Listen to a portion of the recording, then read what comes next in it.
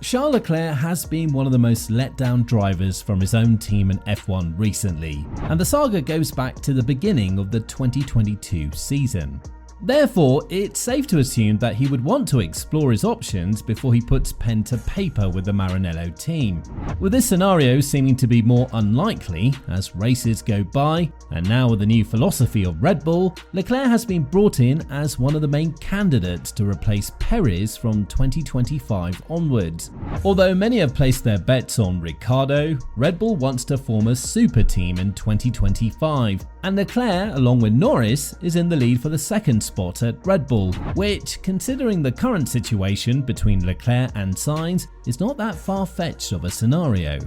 Now, ever since the Australian GP in 2022 has gone by, we've seen nothing but pure disappointment from both Leclerc and Ferrari. Although the strategic mistakes were much more frequent compared to the driver mistakes of the Monegasque, it goes without saying that Leclerc is not being treated as he would want in the Maranello team, and all of this leads to his anger increasing race after race. The last blunder was made during the Hungarian GP, where Leclerc's slow pit stop of 9.4 seconds urged him to rush in the pit lane as he earned a 5-second penalty for speeding during the slow delta, which then again turned out to be a total of 14.4 seconds lost during a simple tyre change. This is almost the entirety of how much drivers lose throughout the entire process of changing tyres and exiting the pit lane. And this scenario saw Leclerc having to satisfy with P6, only for him to be dropped to P7 due to the 5-second penalty and right ahead of his teammate Sainz.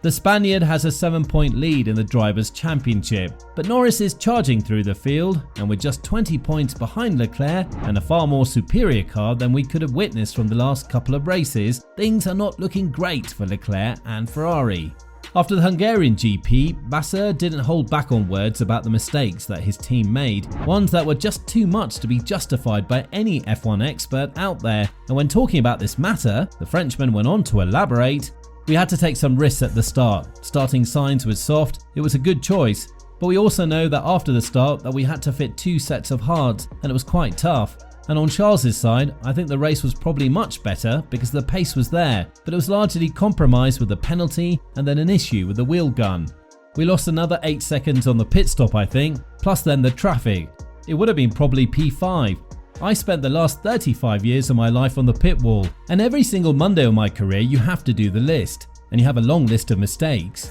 But even before the Hungaroring, it was evident that Leclerc's satisfaction with Ferrari was at the lowest possible point, and while the positive remarks about making it work with a team that picked him up from a young age had been constantly made throughout the season, it's now evident that Leclerc and Ferrari's future faces a very serious challenge. The extension of the contract hasn't come up from both sides, and when the rumours about a potential signing surfaced in the media, they were squashed completely by Leclerc and Vasseur. So which team could optimise Leclerc's talents the most in these turbulent times in the sport, where the technical regulations and the financial budget cap are preventing the teams from catching up to Red Bull faster than you would originally anticipate? For starters, the Austrian team is changing the philosophy of how they operate, thanks to the new leadership of Oliver Mintzlaff, and mostly through the pressure of Liberty Media to have 2 very competitive drivers in the same team to avoid boredom-filled seasons and a drop in popularity, something that the sport has struggled to achieve so much in the past couple of years. Leclerc's dissatisfaction with Ferrari has crossed every border, and his latest outburst on the radio only goes to show that he himself also believes things may have reached a point of no return, and some actions are unfortunately irreversible. Quite honestly, there is still a huge question mark as to whether or not he'll be able to beat Verstappen in the same machinery, considering how gelled Verstappen is with the Red Bull car. But one thing is for certain, he'll definitely have a much better chance than in the dysfunctional team of Ferrari right now. Furthermore, the deal would make a lot of sense for Red Bull because they've witnessed that the competition has started to close up much faster than they would originally think so. And we may not have to wait until 2026 before we see Verstappen as a strong championship contender. Perez has been doing a stellar job as a number 2 driver, but his qualifying woes have left him to drive recovery races every Sunday, which is why he was absent from the podium more frequently than not in the last 6 races, only making it onto 2 of these events in Austria and in Hungary. His contract is out in 2024, and as all things stand, there isn't very much interest for Red Bull to resign him, mostly because even when he promised he could give Verstappen a run for his money, he did nothing but humiliate himself with the lack of performance and the recent crashes, with the last one coming in Hungary during the FP1 session just 3 minutes into the session. A team with a championship reputation like Red Bull can never rely on just one driver, and although Perez did fulfill his role as a second driver quite decently over the past couple of years, it's evident now that he has aspirations that he cannot deliver towards, and that's why Red Bull's shift of philosophy has Leclerc as one of the primary candidates for this seat.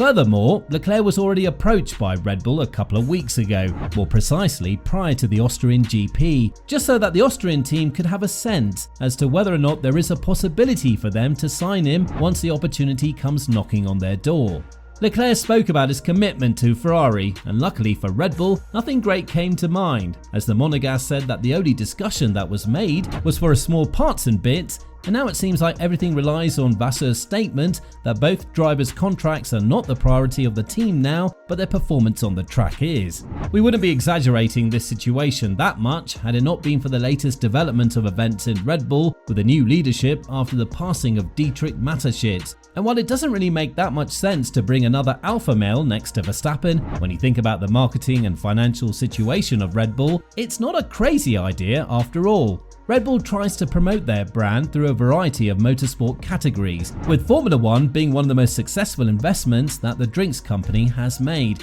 However, if they continue with the monotonous scenario of Verstappen winning everything there is to be won, I don't see their popularity and revenue being as high as having another driver who can constantly challenge Verstappen for the race wins, and therefore for the championships. Even though many have dubbed Leclerc as having a much better chance to challenge Verstappen in a Mercedes, if he is to change the red colours of Ferrari, we've seen that the silver arrows are still not very true about the type of car they need to build and remain consistent every race weekend. As for Norris, the counterpart of Leclerc, who's also one of the favourites to land the second Red Bull spot, it seems like McLaren have provided him exactly what he wants much earlier than he asked, a car that can fight for podium finishes and race wins. And with a little bit of upgrades and aero time, as well as Red Bull already stopping the development on the 2023 car, Norris's commitment will be focused mainly on the Woking base squad. There are still a lot of loose ends to be tied, but with the recent dissatisfaction of Leclerc and the admission of Vasseur that the team makes too many mistakes, it's obvious that the fate of the Monegasque is in uncertain hands, and he would have to make a choice sooner rather than later,